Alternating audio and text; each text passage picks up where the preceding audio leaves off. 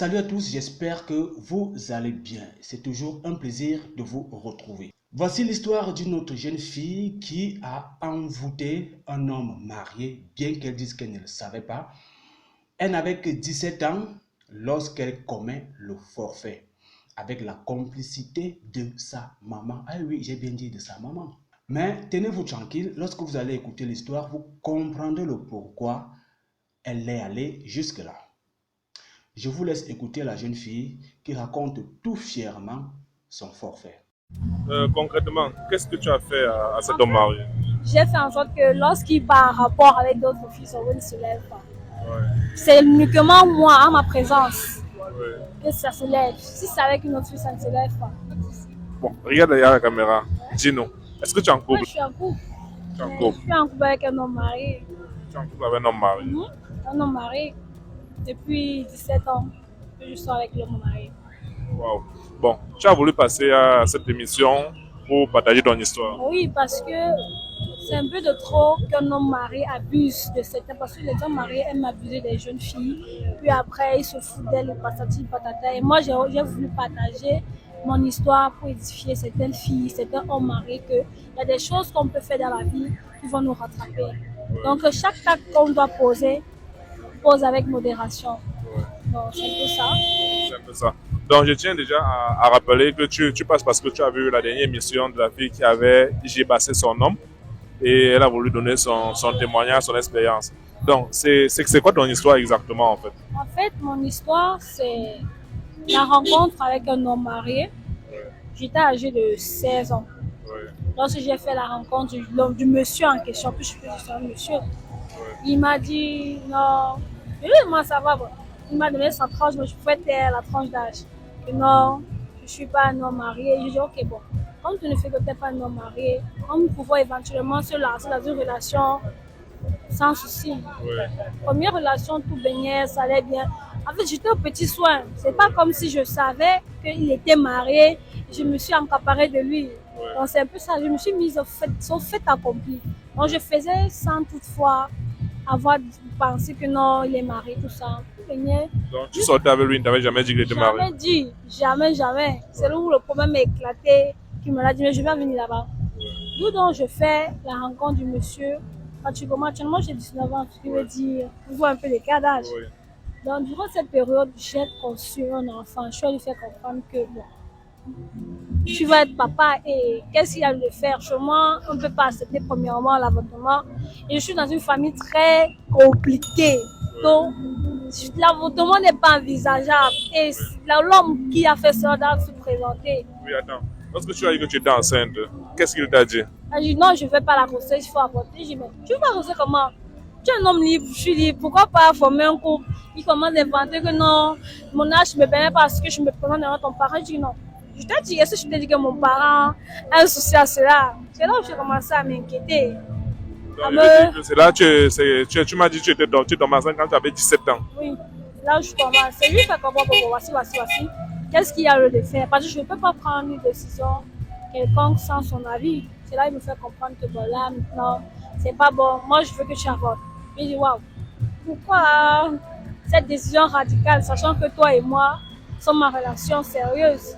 Pourquoi est-ce que tu veux me faire avorter? Non, tu es un but. Il me sort les cartouches que les hommes mariés me sont dit, genre, non, tu es encore jeune, il faut que tu fasses ta vie, tout ça. Je dis, bon, attends un peu.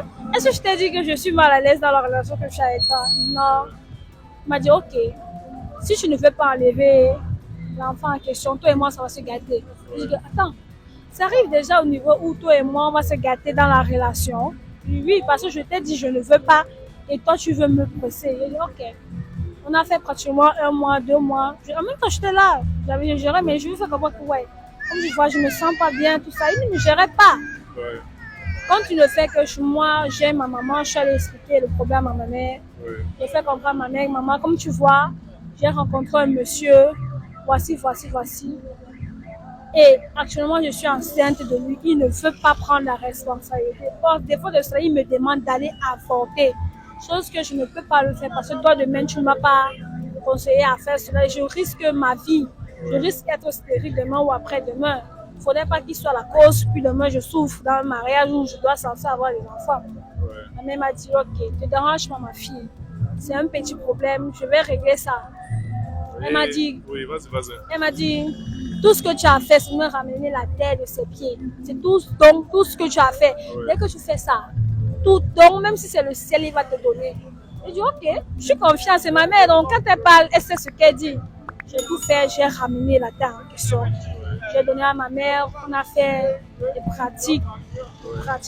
Je tiens à rappeler que je n'ai pas voulu faire ces pratiques parce que je voulais.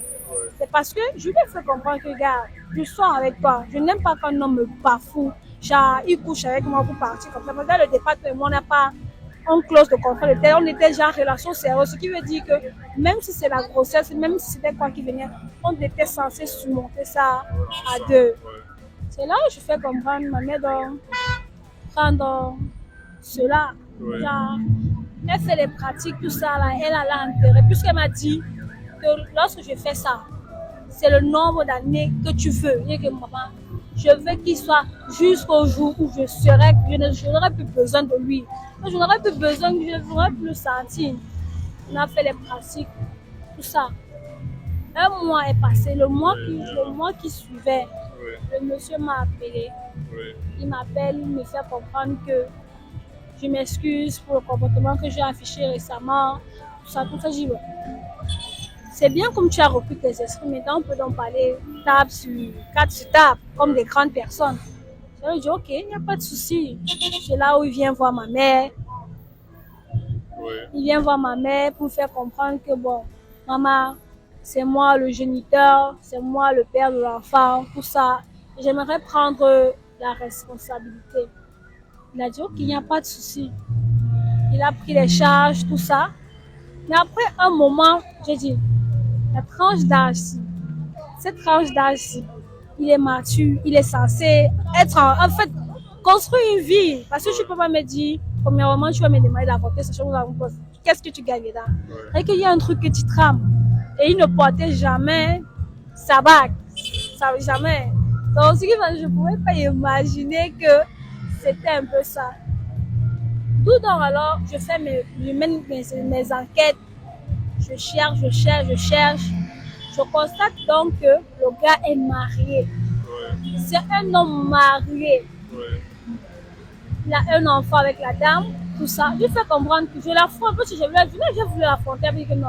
Si je l'affronte là maintenant, ça sera un peu difficile vu qu'il vient de prendre ses responsabilités.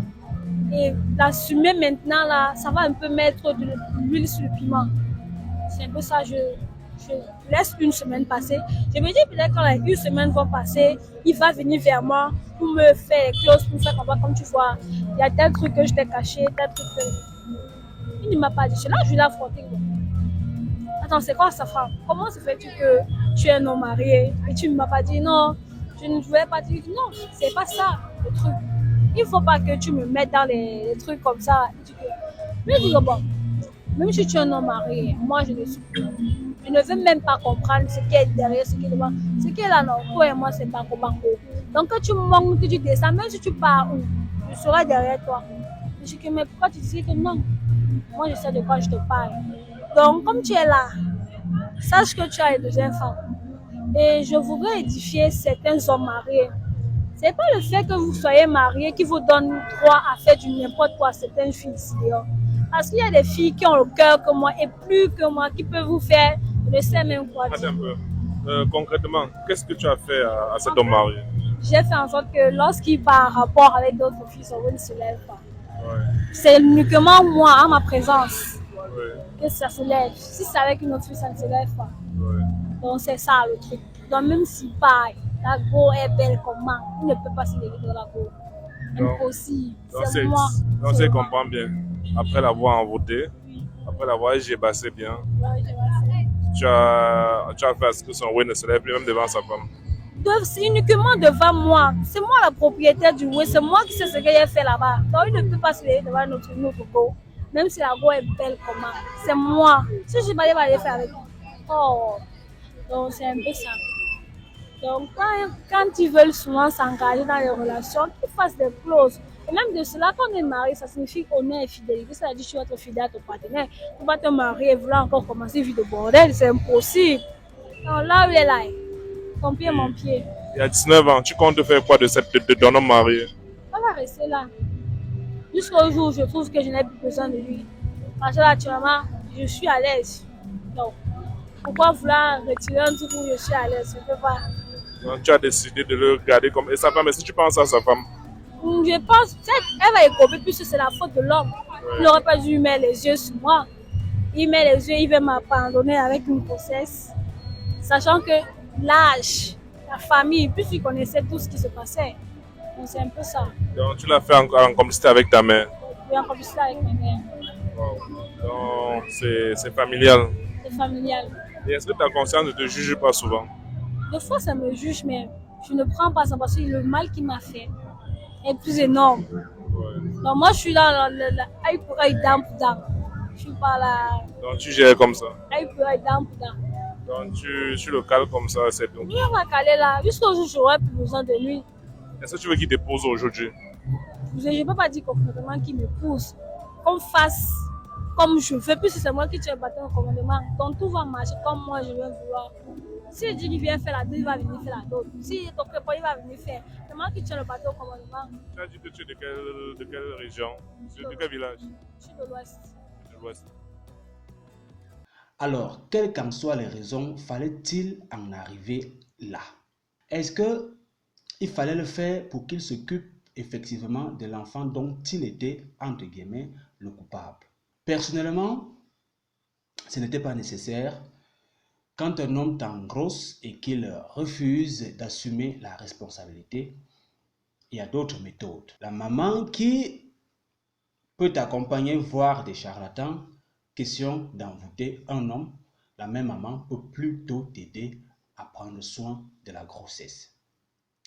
De l'autre côté aussi, l'homme, il a sa part de responsabilité tout simplement pour avoir refusé d'assumer cet enfant qui était en route pour le monde. Donc les deux parties ont leur part de responsabilité. Vous aussi, laissez-nous en commentaire ce que vous pensez de cette histoire, qui a tort, qui a raison. Et dites-nous si autour de vous, vous avez vécu cette histoire. Partagez cette expérience avec nous, ça pourrait nous enseigner. On se retrouve très bientôt pour une autre vidéo. Abonnez-vous, partagez, likez. Ceci me fera toujours plaisir. Ciao.